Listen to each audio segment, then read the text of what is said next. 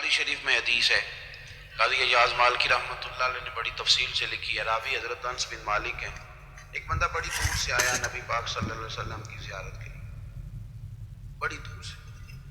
عرب کے جو سردار ہوتے تھے ان کے بڑے ناز نخرے ہوتے تھے، وہ خیر آج بھی ہیں، پروٹوکول کا ماحول آج بھی، یعنی وزیر صاحب کے آگے دو چار گاڑیاں نہ ہوں تو ان کو مزہ ہی نہیں آتا، پولیس والے آگے پیچھے بھاگیں تو حالانکہ ان کو نہیں پتا کہ جو پولیس والے آگے پیچھے بھاگ رہے ہیں نا، یہ حکومت بدلی تو گرفتار کرنے بھی انہوں نہیں آئے، لیکن وہ بڑا مزہ آتا ہے جب لوگ گاڑی کے پیچھے بھاگتے ہیں۔ کیا بات ہے جناب، بڑی بات۔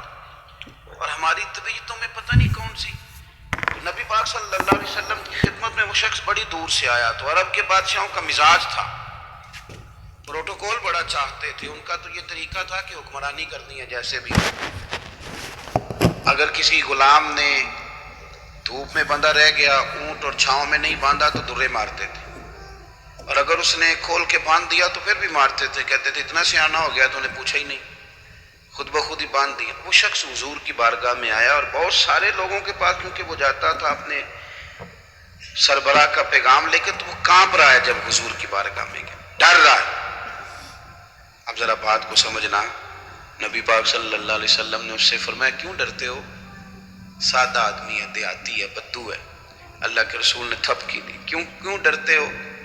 تو کہتا ہے حضور مجھے آداب نہیں آتے اور مجھے ڈر آتا ہے، کوئی بات اگر ایسی ہو گئی، آپ مدینے کی حکومت کے سربراہ ہیں تو کہیں آپ ناراض نہ ہو جائیں۔ حضرت انس بن مالک فرماتے ہیں بات کہاں کی تھی، پہنچ کہاں گئی؟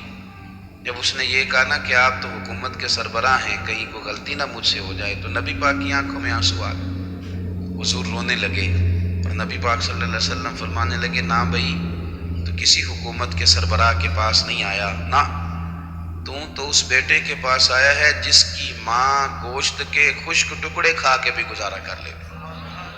میں تو ایک غریب ماں کا بیٹا ہوں۔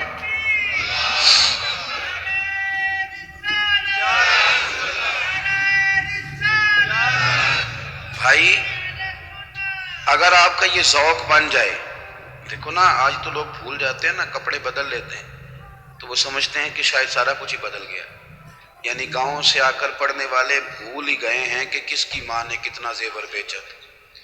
لوگ بھول جاتے ہیں چیزوں، اپنے ماضی کو یاد رکھیں، آپ لوگوں کے ساتھ پیار کریں، آپ لوگوں کو موقع دیں، آپ تھوڑی سی اور کوشش کریں اس شخص تک جانے کی جو آپ کو مایوس نظر آ رہا ہے، پریشان نظر آ رہا ہے۔ یہ ہمیں میلاد والے محبوب صلی اللہ علیہ وسلم نے درس دی۔ ایک اور پہلو، حضور سید عالم صلی اللہ علیہ وسلم نے، ہمارے ہاں نا ابھی بھی برادری کی تقسیم ہے، ابھی بھی، اور کچھ میں نے ایسے کمزور لوگ بھی دیکھے، یہ اس طرح کی حرکتیں ہارے ہوئے لوگ کرتے ہیں، ہارے ہوئے لوگ جو اپنے آپ کو سمجھتے ہیں کہ میں کوئی بڑا آدمی ہوں۔ بڑا آدمی تو اپنے اخلاق سے ہوتا ہے، اپنے کردار سے ہوتا ہے، اپنی سخاوت سے ہوتا ہے، لوگوں سے پیار کرنے سے ہوتا ہے۔ باقی یہ کہ بیٹھ کے کہانی سنانا کہ میں بڑا کچھ کرتا ہوں، تو جو کچھ کرتا ہوتا ہے اسے سنانے کی کوئی ضرورت ہے؟ ایک اور بہت سارے لوگ آپ تعزیت کرنے جائیں نا والد کے انتقال کے بعد، تو ان بیچاروں کو بتانا پڑتا ہے کہ ابا جی میرے بغیر دوائی نہیں کھاتے تھے، تو میں کہتا ہوں اگر تیرے بغیر نہیں کھاتے تھے پھر بتانے کی ضرورت نہیں، پھر تو سارے گاؤں کو پتا ہوگا کہ تیرے بغیر نہیں کھاتے تھے، اور اگر کوئی دال میں کالا ہے تو پھر تیری وضاحت کوئی بندہ قبول نہیں کرے گا، تو آپ کو بتانا کیوں پڑ رہا ہے؟ اور آپ بار بار اس بات کا ذکر کیوں کر رہے ہیں کہ ہم بہت بڑے قبیلے کے ہیں؟ صاحب اگر آپ بڑے قبیلے کے ہیں تو پتہ ہوگا سارے علاقے کو آپ کتنا لوگوں کا خیال کرتے ہیں، آپ کس قدر محبت کرتے ہیں، آپ کا انداز کریمانہ کس طرح، پھر آپ کو بتانے کی کوئی ضرورت نہیں ہوتی، پھر خود بخود خبر ہوتی۔ حضرت سیدنا ابو ذر غفاری رضی اللہ تعالیٰ عنہ، قبیلہ بنو غفار ایک بڑی شاخ تھی قبیلوں میں سے، جو لوگ اس زمانے میں مالدار قبیلوں سے تعلق رکھتے تھے، ان میں سے ایک بڑا نام تھا۔ ساری زندگی چودراہٹ کی، لیکن میلاد ایک انقلاب کا نام ہے۔ میں میلاد منانے والے دوستوں سے گزارش کرتا ہوں کہ آپ ہر سال میلاد منائیں، اور ہر سال میلاد کے بعد آپ تھوڑے بدل بھی جائیں، یعنی تھوڑے سے بدل جائیں۔ کچھ لوگ کہیں یار یہ داڑھی میں نے نا 12 ربیع الاول والے دن رکھی تھی، یہ میری میلاد والی داڑھی ہے، اور داڑھی رکھیں بھی نبی پاک کی مرضی کی۔ کس کی مرضی کی؟ نہ ناراض ہو جائے جی میں ٹور چلا، بس کس مرضی کی جی؟ اپنی مرضی کے نہیں۔ داڑھی کا وزن کو نہیں ہوتا کہ پوری مٹھی رکھیں گے تو آپ کو دقت ہوگی، میرے کو کوئی وزن نہیں، پوری رکھیں، جو حضور کا طریقہ مبارک ہے جو ہمیں ملتا ہے اس پر آپ توجہ فرمائیں۔ تو میں جو بات عرض کرنے جا رہا ہوں وہ میلاد انقلاب ہے۔ حضور سید عالم صلی اللہ علیہ وسلم کی بارگاہ میں آنے سے پہلے لوگ کچھ اور ہوتے تھے اور یہاں سے ہو کے جاتے تھے تو پھر ان میں تبدیلی آتی۔ میں سارا دن کرامتے سناؤں نا کسی کو اپنے پیر صاحب کی اور اپنے گھر میں بھی کہ میرے حضرت پڑھے، میرے استاد پڑھے، لیکن بیوی کے ساتھ اگر میں ترش لہجے میں بات کروں گا تو وہ کہے گی ایس کھاندے نے تینوں پیر صاحب۔ دوست کہیں گے یہ سکھاتے ہیں آپ کی کہانیاں نہیں چلتی، آپ کا کردار چلتا ہے۔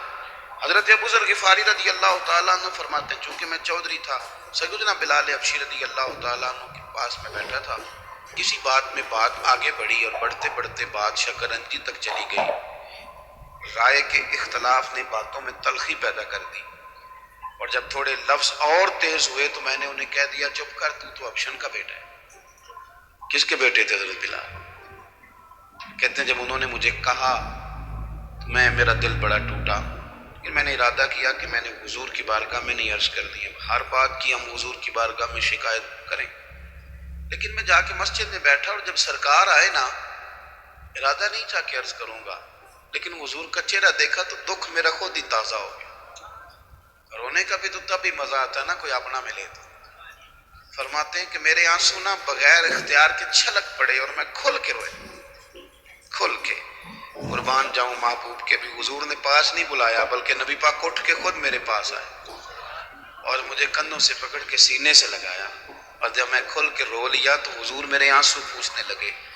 کچھ شعر ایسے ہوتے ہیں جو کسی نے کہے ہوتے ہیں اور کہنے والا جو ہوتا ہے وہ صاحب حال ہوتا ہے، تو اس میں کچھ خوبصورتی زیادہ ہی ہو جاتی ہے۔ ایک پنجابی کے شاعر ہمارے گجرات میں گزرے، بزرگ تھے، ان کا ایک شعر ہے، وہ کہتے ہیں ایک واری میری آنکھیاں چوں اونا نے اتھرو پونجے سن، ایک واری میری آنکھیاں چوں اونا نے اتھرو پونجے سن، ہن تے چسکا پہ گیا رونے دا۔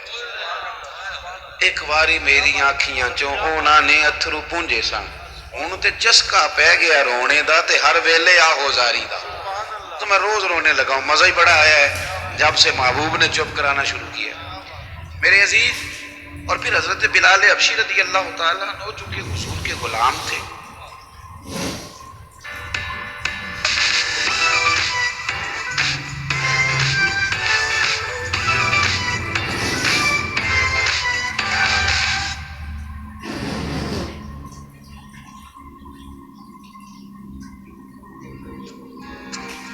سپریم جمائے اپنا رنگ، اور انہیں پتا تھا کہ سرکار میری ناز برداری کرتے ہیں۔ حضور نے چپ کرایا، فرمایا کیوں روتے ہو؟ تو عرض کرنے لگے یا رسول اللہ صلی اللہ علیہ وسلم، اگر میں ابشن کا بیٹا ہوں تو میری تو غلطی کوئی نہیں، یہ تو تقسیم اللہ کی ہے نا۔ الذی خلقک فسواک فعدلک فی ای صورت ما شاء رکب، جس طرح وہ چاہتا ہے، جس کو چاہتا ہے اس طرح کی اس کی صورت بنا دیتا ہے۔ تو مجھے ابشن کا بیٹا کہا جاتا ہے، میری غلطی کیا ہے؟ حضرت بلال نے بھی نہیں بتایا کس نے کہا، لیکن نبی پاک صلی اللہ علیہ وسلم نے کیا فرمایا؟ امام یوسف صالحی نے لکھا ہے، ذرا غور کرنا بات پر، تسلیاں لوگ اور رنگ میں بھی دیتے ہیں پر یہ تسلی بڑی انوکھی ہے۔ حضور فرمانے لگے بلال اگر تو ابشن کا بیٹا ہے تو پریشان کیوں ہوتا ہے؟ کالے رنگ والی ماں کا بیٹا ہے تو پریشان کیوں ہوتا ہے اگر تیری والدہ کا رنگ کالا ہے تو؟ عرض کی حضور آپ کیا فرمانا چاہتے ہیں؟ تو سرکار فرمانے لگے میں دو ماؤں کا بیٹا ہوں، ایک جناب آمنہ جنہوں نے مجھے پیدا کیا اور ایک حضرت ام ایمن جنہوں نے میری پرورش کی، مجھے بڑا کیا۔ حضور فرمانے لگے میری ماں آمنہ کا رنگ گورا تھا اور میری ماں ام ایمن کا رنگ کالا ہے۔ تو فرمایا اگر تجھے کسی نے کالے رنگ والی ماں کا بیٹا کہا تو اسے کہہ دینا مدینے والی محبوب کے بھی تو ایک والدہ کا رنگ کالا ہے، تو کہہ دینا۔ حضرت بلال کہتے ہیں کہ وہ اس طرح کی تسلی تھی، دفل تسلیاں نہیں جس طرح کی ہمیں دی جاتی، وہ اس طرح کی خوبصورت تسلی تھی کہ اس کے بعد میرا دل ایسا ٹھنڈا ہوا، پھر کسی کا تانا تانا نہیں رہا، پھر کسی کی تکلیف نہیں رہی۔ رسول پاک صلی اللہ تعالی علیہ وسلم نے یہ جو آج تقسیم ہے ہمارے ہاں اونچ نیچ کی، چھوٹے بڑے کی، ذات برادری کی، حضور فرماتے ہیں میں نے پاؤں کے نیچے رکھ کے کچل دی۔ اب اس کا کوئی سٹیٹس نہیں رہا، اب یہ کوئی معاملہ نہیں۔ پھر میرے بھائی ایک معاملہ ہمارے اندر جو اور بڑی شدت کے ساتھ آیا ہے اور جس نے بڑا زور پکڑا ہے، وہ یہ ہے کہ ہم نا پڑھے لکھے لوگوں سے معذرت کے ساتھ، پڑھے لکھے لوگوں کا بھی ایک مسئلہ ہے، وہ دوسروں کو جاہل کہنا ضروری سمجھتے ہیں، الا ماشاء اللہ۔ میں اکثر کہتا ہوں کہ یہ تو آسان کام ہے نا، آپ نے کہہ دیا جاہل نہیں جی سارے پنڈ والے، یہ تو بڑا آسان کام ہے، تو جان چھڑانے والی بات ہے۔ ان پڑھ ہیں جی اس قوم کا کچھ نہیں بن سکتا، ابھی تو آسان کام ہے، جان چھوٹ گئی۔ میں بھی کھڑا ہوتا ہوں نماز جنازہ کی امامت کرنے کے لیے، کبھی تو کہہ دیتا ہوں کہ جناب آج لوگوں کو نماز جنازہ کی دعا نہیں آتی، تو سوچتا ہوں کہ اگر کسی نے کھڑا کر کے پوچھ لیا کہ آپ نے کتنے لوگوں کو یاد کرائی ہے، ہم نے کبھی کہا کہ آؤ بیٹھو یاد کراؤں، تو اس کا جواب کیا ہے؟ تنقید کرنا آسان کام ہے اور تعمیر کرنا یہ مشکل مرحلہ ہے۔ عزیز دوست، ہمارے ہاں نا ان پڑھ بندے کے ساتھ اور اس بندے کے ساتھ جس کی سوچیں محدود ہیں، ہمارا رویہ اتنا تلخ ہوتا ہے۔ بھائی مزہ تو تب آتا ہے نا جب آپ کو کچھ لوگ کہتے ہیں میں اچھے کے ساتھ اچھا ہوں، تو اچھے کے ساتھ تو ساری دنیا اچھی ہوتی ہے، آپ نے اس میں